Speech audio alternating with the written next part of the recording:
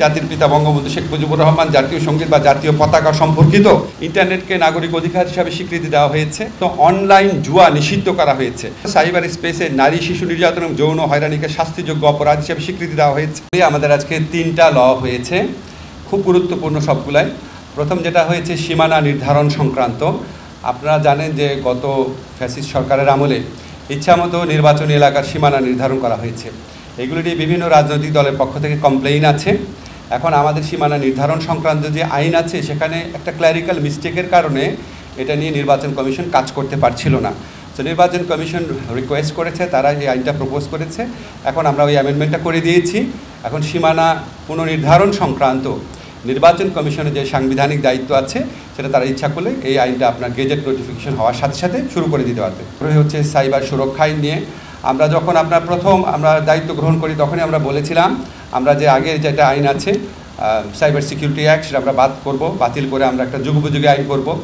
তথ্য প্রযুক্তি বিষয়ে যে আপনার স্পেশাল অ্যাসিস্ট্যান্ট আছেন ফয়েজ, উনি অনেক কষ্ট করেছেন। তথ্য প্রযুক্তি মন্ত্রণালয়, আইন মন্ত্রণালয়, আমরা সবাই মিলে অনেক কনসালটেশন করেছি। আমার জানা মতে বাংলাদেশে কোনো আইন নিয়ে এত কনসালটেশন হয়নি। 25 বার আমরা ড্রাফট চেঞ্জ করেছি। সবশেষে আমরা এই আইনের যারা সবচেয়ে বড় সমালোচক ছিল সিভিল সোসাইটি, তাদের সাথে 3 ঘন্টা একসাথে বসে ফাইনাল করেছি, চূড়ান্ত করেছি ড্রাফটটা। আজকে এটা উপদেষ্টা পরিষদের মিটিংয়ে উঠেছিল। তারপর সেখানে একটা অ্যামেন্ডমেন্টের সাজেশন আসছে, সেটাও আমরা করবো বলে সিদ্ধান্ত নিয়েছি। এটাও আপনার জাস্ট আমাদের ল মিনিস্ট্রির ভেটিংয়ের পর গেজেট নোটিফিকেশন হবে। হয়তো আপনার এই সপ্তাহের মধ্যে এটা চূড়ান্তভাবে প্রয়োগ হয়ে যাবে। ডিজিটাল সিকিউরিটি অ্যাক্ট সম্পর্কে আপনাদের একটুখানি কয়েকটা জিনিস একটু ধারণা দিই।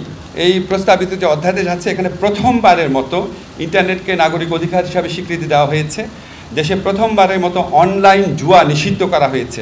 প্রথমবারের মতো সাইবার স্পেসে নারী শিশু নির্যাতন এবং যৌন হয়রানিকে শাস্তিযোগ্য অপরাধ হিসেবে স্বীকৃতি দেওয়া হয়েছে। এবং এই আগের যে আইনটা ছিল ডিজিটাল সিকিউরিটি অ্যাক্ট, সেখানকার 9টা ধারা বাতিল করা হয়েছে। এবং এই 9টা ধারায় ছিল কুখ্যাত ধারা। এই ধারাগুলোতে 95% মামলা দায়ের হয়েছিল। এই মামলাগুলো এখন স্বয়ংক্রিয়ভাবে বাতিল হয়ে যাবে। এছাড়া কিছু কিছু যে আর্টিকেল আছে সেগুলিকে পরিবর্তন করা হয়েছে। এবং স্পিচ অফেন্স বা কথা বলে বা মতামত প্রকাশ করে যে অপরাধ, সেখানে মাত্র 2টা অপরাধ রাখা হয়েছে। একটা হচ্ছে নারী ও শিশুর প্রতি যৌন নির্যাতনমূলক কন্টেন্ট প্রকাশ, হুমকি দেওয়া। আর একটা হচ্ছে ধর্মীয় ঘৃণা ছড়ানো, যে ঘৃণা ছড়ানোর মধ্যে দিয়ে সহিংসতাকে উস্কে দেওয়া হয়। মানে ধর্মীয় ঘৃণাও এটাকে একটা খুব কঠোরভাবে সংজ্ঞায়িত করা হয়েছে যাতে ভুল বুঝাবুঝি না হয়, কেউ কাউকে হয়রানি করতে না পারে। ধর্মীয় উস্কানিমূলক বক্তব্য বা যে কোনো কন্টেন্ট যেটার কারণে সহিংসতা উস্কে যেতে পারে সেটাকে শাস্তিযোগ্য অপরাধ করা হয়েছে। জাতির পিতা বঙ্গবন্ধু শেখ মুজিবুর রহমান জাতীয় সঙ্গীত বা জাতীয় পতাকা সম্পর্কিত বিদ্বেষ, বিভ্রান্তি ও কুৎসামূলক প্রচারণার দণ্ড সংক্রান্ত যে বিধান সেটা বিলুপ্ত করা হয়েছে। এই বিধানে প্রচুর হয়রানিমূলক মামলা হতো। মানহানিকর তথ্য প্রকাশ, প্রচার ইত্যাদির জন্য দণ্ড প্রকাশের বিধান এটা প্রচুর মামলা হতো। আপনারা জানেন অনেক সাংবাদিকও এই মামলার ভিকটিম হয়েছে। এই ধারা সম্পূর্ণ বাতিল করা হয়েছে। আর এটা জানেন যে provocation to law and order situation, আইন শৃঙ্খলা পরিস্থিতির অবনতি ঘটতে পারে এই ধরনের কোনো কন্টেন্ট বা কথাবার্তা বলা, এটা কেন প্রচুর মামলা হতো, এটাও সম্পূর্ণ বিলুপ্ত করা হয়েছে। আক্রমণাত্মক, মিথ্যা বা ভীতি প্রদর্শক তথ্যবার্তা প্রকাশ ইত্যাদিকেও সম্পূর্ণ বিলুপ্ত করা হয়েছে। যেগুলি বিলুপ্ত করা হয়েছে 9টা ধারার মধ্যে সবচেয়ে বেশি যেগুলিতে মামলা হতো শুধু সেগুলি আমি উল্লেখ করলাম।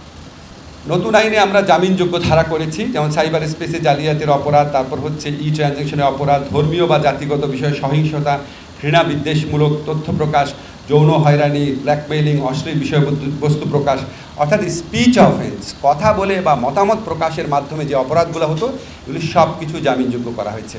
আর একটা খুবই আপনার উল্লেখযোগ্য যে জিনিসটা হয়েছে, এখানে সাইবার সিকিউরিটি কাউন্সিল আছে, যারা আপনার কোনো কন্টেন্ট অপসারণ করবে, কোনো আক্রমণাত্মক বা অপরাধমূলক যদি কন্টেন্ট থাকে সেই কন্টেন্ট যে অপসারণ করবে সেটার জন্য যে অথরিটি স্ট্যাবলিশ করা হয়েছে সেই অথরিটিতে সিভিল সোসাইটির মেম্বার থাকবে। এই বিধান সংযোজন করা হয়েছে।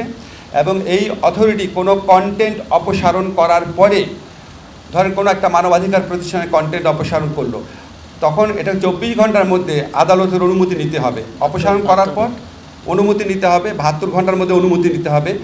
আদালত যদি বলে যে না এই কন্টেন্ট অপসারণ করা যাবে না, তাহলে সে কন্টেন্ট পুনরায় প্রকাশ করতে হবে।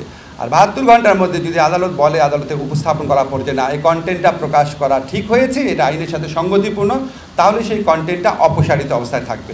অর্থাৎ আমরা অনেকগুলো রক্ষা কবচ সৃষ্টি করেছি। আরেকটা রক্ষা কবচ হচ্ছে যেই কন্টেন্টটা অপসারণ করা হবে সেটা সম্পর্কে জনগণকে জানাতে হবে। জনগণ সেন্সিটাইজ থাকবে আসলে সরকার কি উদ্দেশ্যমূলকভাবে কোনো কন্টেন্ট অপসারণ করছে নাকি সত্যি সত্যি আইনগতভাবে যেটা প্রকাশ করা যায় না সেরকম কন্টেন্ট অপসারণ করছে।